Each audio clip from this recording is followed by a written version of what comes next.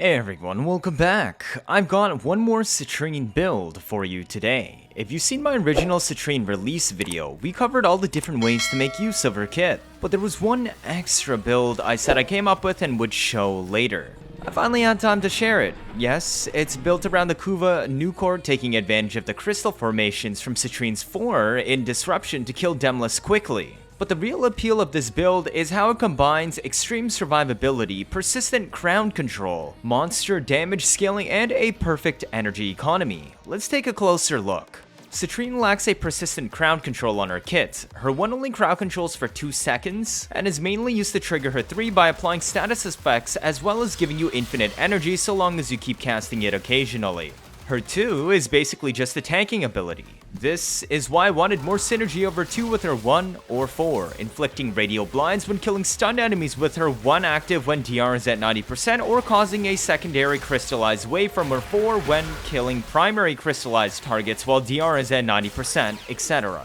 You can only have 1 zone of her 3 active at once, so you have to keep recasting it if you move away. And her 4 is extremely slow to cast. For reasons I showed in my original video, her 4 is her weakest ability, and in general usage, only good for stunning acolytes or unusual setups that benefit from the crystal best, such as Nukor's trash crit chance but sky high crit damage. Her 4, for all intents and purposes, is a glorified Hero Condemn that somehow does even less. So how do we fix this?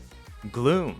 Citrine does not need that many stats because the innate duration and buff values of her abilities are already high. She also has quasi-infinite energy, therefore it is easy to build for a 95% slow. This lets us do several things. We now have a persistent crowd control no matter what enemies do outside of Xmas units, which are always a priority. That's why you kill them first. Gloom affects everything except Exami, meaning acolytes and even Demolists are no longer a threat. But the most important part is Fractured Blast. The 2-second stun of her 1? It now lasts 30 seconds because of the 95% slow. Building high range on Gloom is fine because the higher drain from always having enemies in range is countered by a higher range Fractured Blast, letting you easily stun lock tons of enemies at once and easily generate tons of health orbs to convert into energy via Equilibrium. It also provides extra status effects against Demolish for Galvanized Condition Overload mods, boosting your damage even further. The Nukor does not have Splash procs, meaning Fractured Blast adds 1 extra new status. The Impact procs also help with Mercy procking heavy and Exmi units to proc Power Drain, which will be used to snapshot Gloom's high strength requirement a lot easier. Fractured Blast also activates Prismatic Gem early when used against a Demolish, continuing to prime for you while setting up Armor Strip and Viral.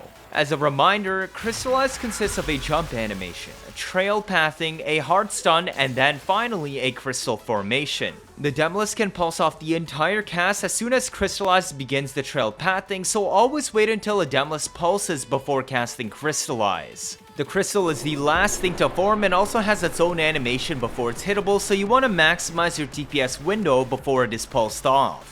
This setup scales all the way up to level 9999. If you do not need the extreme damage Crystallize provides, as the heat procs scale instantly into the millions with just 1 second of shooting Nukor, then feel free to subsume off Crystallize instead of Citrine's 2 for Gloom and Steel Path Disruption. Crystallize roughly triples your damage output and is entirely usable even without it, so let's look at that Citrine build.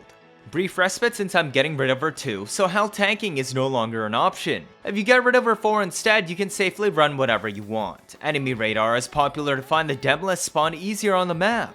Prime sure-footed because getting knocked down on a shield gate build is a death sentence. Rolling guard is there for the same reason, to remove status effects from Exmi units or acolytes. Prime flow is required because while Citrine has near infinite energy, your DPS revolves around a burst rotation of casting your 3 and 4. This costs 175 energy, and your Gloom continues to drain energy during the DPS window. If you cast your 1 to refund bonus energy after Demolish kill to help with priming, this increases the pre-kill energy requirement to over 250 energy. And if you want to kill 2 Demolish in a row, that's approximately 400 to 450 energy.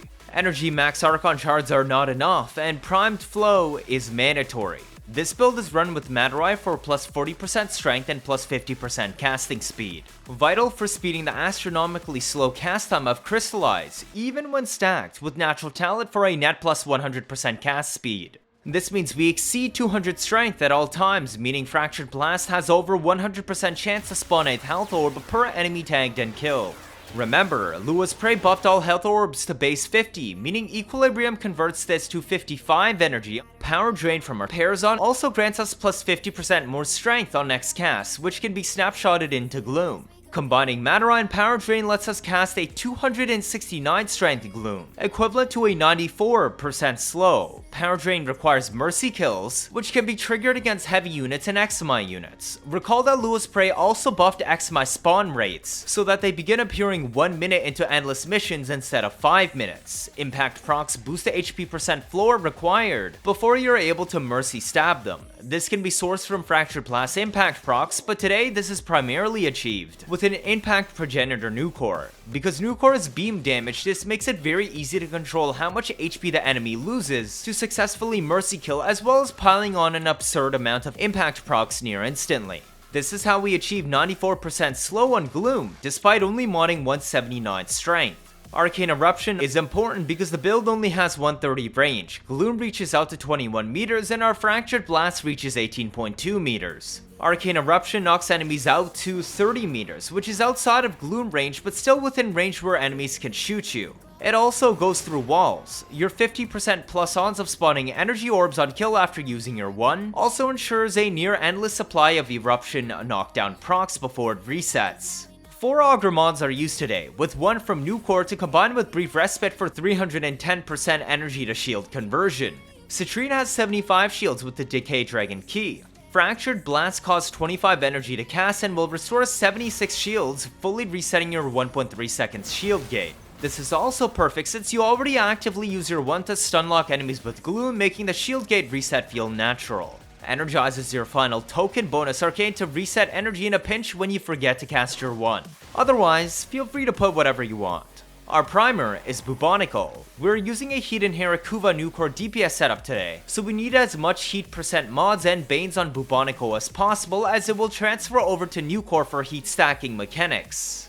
I modded for corrosive and heat because our armor strip tool today is Vastilok. The Bubonico also has a plus 9 seconds base status duration on its AoE, so the viral, corrosive, and heat procs will last 15 seconds at base before affected by mods. Citrine's 3 can also be used on trash fodder, but is primarily there to boost status chance against the Demolist. The status duration bonus will make Bubonico's priming last literally forever, to over 40 seconds. This also means the Demolist can easily burn to death even if you fail to kill it before being downed.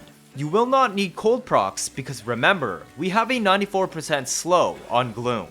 The Nukor is Impact Progenitor. While not mandatory, it is recommended to make proccing impact for Mercy kills easier. If you do not have one, don't worry, as long as you pay attention to the enemy health bar, you can still Mercy kill them before they're killed from your beam damage. Heat Inherit setups want maximum base damage and status application on the DPS tool.